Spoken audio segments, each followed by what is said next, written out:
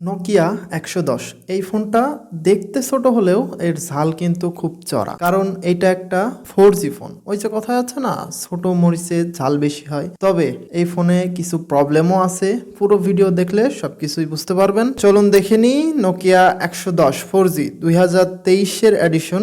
এই ফোনটাতে কি কি স্পেসিফিকেশন থাকছে এবং বাংলাদেশে কত দামে পাওয়া যাবে আর এর কি কি ড্রব্যাক আছে, সবকিছুই আজকের এই ভিডিওতে জানাবো। প্রথমেই যদি ডিজাইন আর বিল্ড কোয়ালিটির কথা বলি, তাহলে নোকিয়ার ফোনের যা ডিজাইন, এইটা এক কথায় অসাধারণ, যে কারোর পছন্দ হবেই। এমনই ডিজাইন দিয়ে নোকিয়া সবসময় ফোন নিয়ে আসে।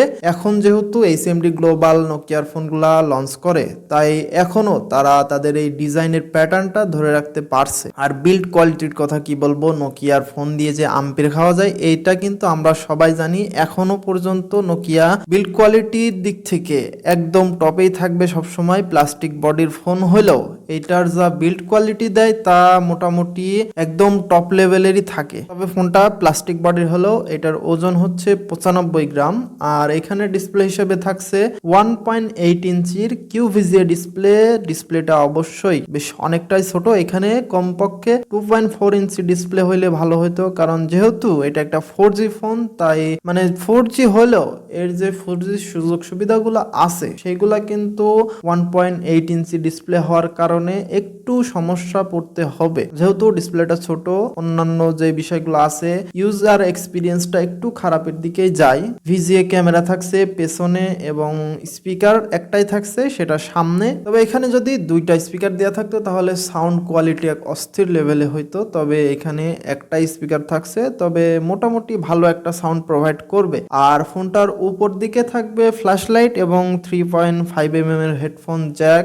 আর নিচের দিকে থাকবে USB type B charging cable আর ডক কানেকশন। এই ফোনটাতে 1450 mAh এর ব্যাটারি থাকবে, যা 12 দিন পর্যন্ত স্ট্যান্ড বাই টাইম দিবে। তবে এখানে 12 দিন একটু কমই হয়ে যায়, কারণ তাদের যে অন্যান্য ফোনগুলো আছে, এর আগেও আমাদের চ্যানেলে দুইটা ফোনের ভিডিও নিয়ে আসা হয়েছে, নোকিয়ার 130 এবং 150-এর। ওই দুইটা ফোনে কিন্তু 30 দিন পর্যন্ত স্ট্যান্ড বাই টাইম দেওয়া আছে। আর ওই ভিডিওটা যদি আপনারা দেখতে চান, অবশ্যই আই বটনে লিংক থাকবে এবং এন্ড স্ক্রিনেও দিয়ে রাখবো, আপনারা পেয়ে যাবেন। অবশ্যই চ্যানেল ভিজিট করলেও পেয়ে যাবেন। যেহেতু এটা 4G ফোন, তাই চার্জটা কিছুটা কম পাবেন, এটা খুবই স্বাভাবিক। এছাড়াও ফোনটাতে মাইক্রো এসডি কার্ডের স্লট থাকছে, মানে 32 GB পর্যন্ত এক্সট্রা মেমোরি সাপোর্ট করবে। আর ওএস হিসেবে থাকছে নোকিয়ার সিরিজ 30+। নোকিয়ার ওএস নিয়ে তো নতুন করে কিছুই বলার নাই, এটা সবার পছন্দের শীর্ষেই আছে। বাটন ফোনের ওএস হিসেবে খুবই ইউজার ফ্রেন্ডলি, চালায়ে খুবই মজা পাওয়া যায়। এছাড়াও MP3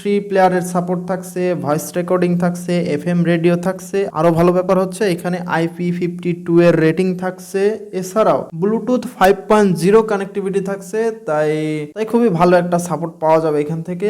আর এই ফোনটা কিন্তু দুইটা সিম সাপোর্ট করবে, তবে দুইটাই কিন্তু ন্যানো সিম, স্মার্টফোনে আমরা যে সিমগুলো চালাই। এছাড়াও এখানে 2000 কন্ট্যাক্ট সেভ করতে পারবেন। যেহেতু এটা 4G ফোন, সেক্ষেত্রে এক্সট্রা কিছু সুবিধা তো থাকছে, যেমন কিউআর কোডের মাধ্যমে আপনারা বিভিন্ন পেমেন্ট করতে পারবেন হাবিজাবি, যেগুলো বাংলাদেশে এখন আপাতত কাজে লাগবে না, কারণ এটা শুধুমাত্র ইন্ডিয়াতেই আছে। কিউআর কোডের মাধ্যমে পেমেন্টের সিস্টেমগুলো বাংলাদেশে তো অ্যাভেলেবল নাই। সো ইন্ডিয়া থেকে যারা ফোনটা কিনবেন তাদের জন্য এই সুবিধাটা থাকছে। এছাড়াও 4G হওয়ার জন্য ফোনটাতে প্রি ইনস্টল অপেরা মিনি থাকছে, ফেসবুক থাকছে। তবে এখানে কিন্তু ইউটিউবে ভিডিও প্লে করা যাবে না 4G হওয়া সত্ত্বেও। আর ইউটিউবে ভিডিও প্লে করা গেলেও এখানে ডিসপ্লে যা আছে 1.8 ইঞ্চি, এটা খুবই ছোট, ভিডিও দেখা যাবে না বললেই চলে আর কি। যাই হোক, কালার হিসেবে ফোনটা দুইটা কালারে পাওয়া যাবে, একটা মিডনাইট ব্লু আর আর্কটিক পার্পল। তবে আমার কাছে পার্সোনালি আর্কটিক পার্পল কালারটাই খুবই ভালো লেগেছে।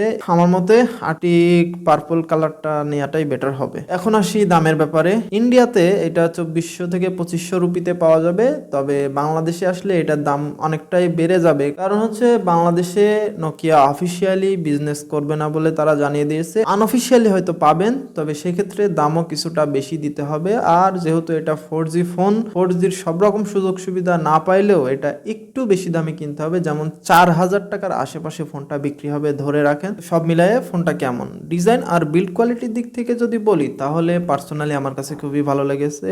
তবে ফোনটার ডিসপ্লেটা সাইজে একটু ছোট, এটা আমার কাছে একটা খারাপ দিক মনে হয়েছে। আর যেহেতু এটা 4G ফোন, চার্জিংটাও একটু কম যাবে, এই জন্য যারা রাফ ইউজের জন্য ফোন খুঁজতেছেন, শুধুমাত্র কথা বলবেন ফোন দিয়ে, তারা আমার মতে 130 অথবা 150 ওই দুইটার যে কোনো একটা নিলে বেটার হয়। কারণ দাম কিন্তু তিনটার মোটামুটি সিমিলার কাছাকাছি দাম থাকবে, তবে এইটার ডিসপ্লেটা অনেকটাই ছোট, এই জন্য একটু প্রবলেমে পড়তে পারেন। তাই আমি রেকমেন্ড করবো আপনারা 130 অথবা 150 ফোনটা নেবেন।